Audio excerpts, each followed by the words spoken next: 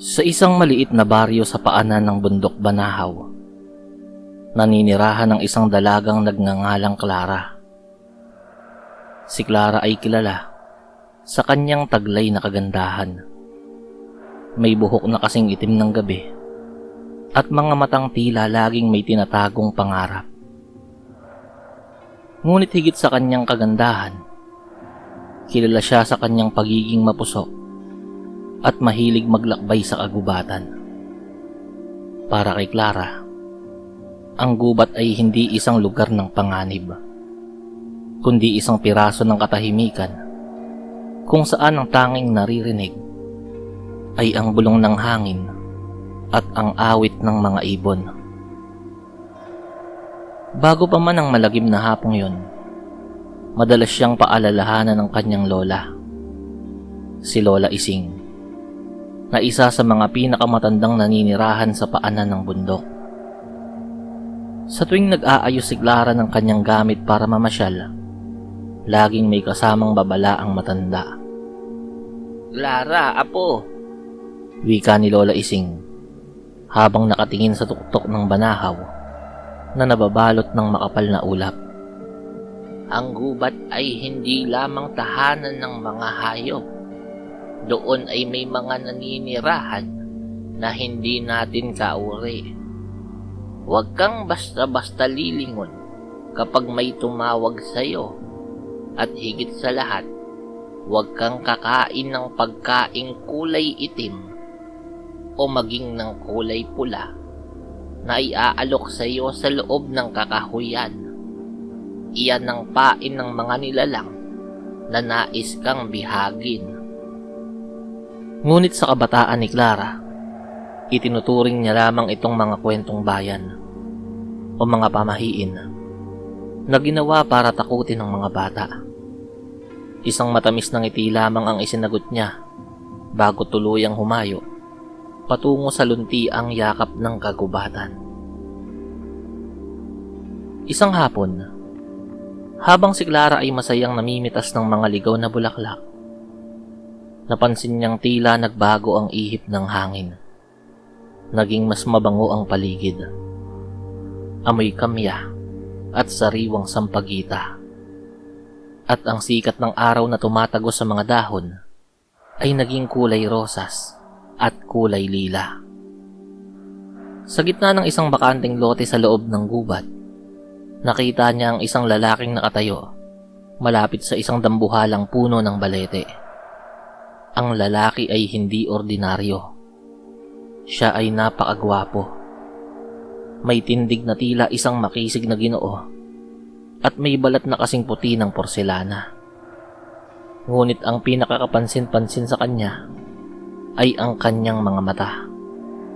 Mga matang kulay ginto na tila nagliliyab sa ilalim ng anino ng mga puno. "Magandang hapon, Clara," wika ng lalaki, sa tinig na kasing lamig ng agos ng sapa, ngunit kasing lambot ng pelos. Hindi nagtaka si Clara kung bakit alam nito ang kanyang pangalan. Sa halip, naramdaman niya ang isang kakaibang atraksyon na tila siya ay hinihigop. "Sino ka?" tanong ni Clara. "Ako ang tagapangalaga ng lihim ng kaharian sa likod ng baleting to," sagot ng lalaki. "Nagmamasid na ako sa iyo sa mahabang panahon. At ngayong hapon, nais kitang anyayahan sa isang piging. Isang pasasalamat sa iyong pagbisita sa aming tahanan." Sa isang kumpas ng kamay ng lalaki, ang malaking puno ng balete ay tila nahati. Ang mga ugat nito ay naging mga hagdanang gawa sa kristal. At ang loob ay bumukas at nailantad ang isang napakagandang palasyo. Ang bawat dingding ay gawa sa purong ginto at ang mga kisame ay pinalamutian ng mga bituin na tila kinuha mula sa langit. Pagpasok nila, bumungad kay Clara ang mahabang mesa na puno ng mga pagkain. Lahat ng nakikita niya ay kumikinang sa kulay ng ginto. Mga prutas, tinapay, at mga inuming tila likido na may kinang ng araw. May mga musikong tumutugtog ng mga harana na hindi pa niya naririnig sa mundo ng mga tao. Musika na nakakawala ng bait at nakakalimot ng nakaraan. Habang nagdiriwang, dumanas ng matinding gutom si Clara. Ang bawat hain sa mesa ay tila humihiling na tikman sila. Naalala niya ang babala ng kanyang lola, ngunit tinignan niya ang mga pagkaing ginto. Wala namang kulay itim o kahit kulay pula roon. Ngunit sa gitna ng mesa, isang pinggan ng mga prutas na tila mga higanteng siresa ang inilapag ng isang tagapaglingkod. Ang kulay nito ay napakatingkad na pula, tila nagbabaga at tumitibok na parang puso. "Tikman mo to, Clara," alok ng lalaki habang nakatitig ng malalim sa kanyang mga mata. "Ito ang pinakamatamis na bunga ng aming mundo. Isang kagat lamang at mananatili ang iyong kagandahan magpakailanman." Nalimutan ni Clara ang boses ni Lola Ising. Nalimutan niya ang kanyang tahanan. Dahil sa pagod at gutom, kinuha niya ang pulang prutas at kinagat ito ng malalim. Ang lasa ay tila pagsabog ng tamis at pait sa kanyang dila. Sa sandaling lumunok si Clara, ang musika ay biglang huminto at napalitan ng isang nakakangilong tili.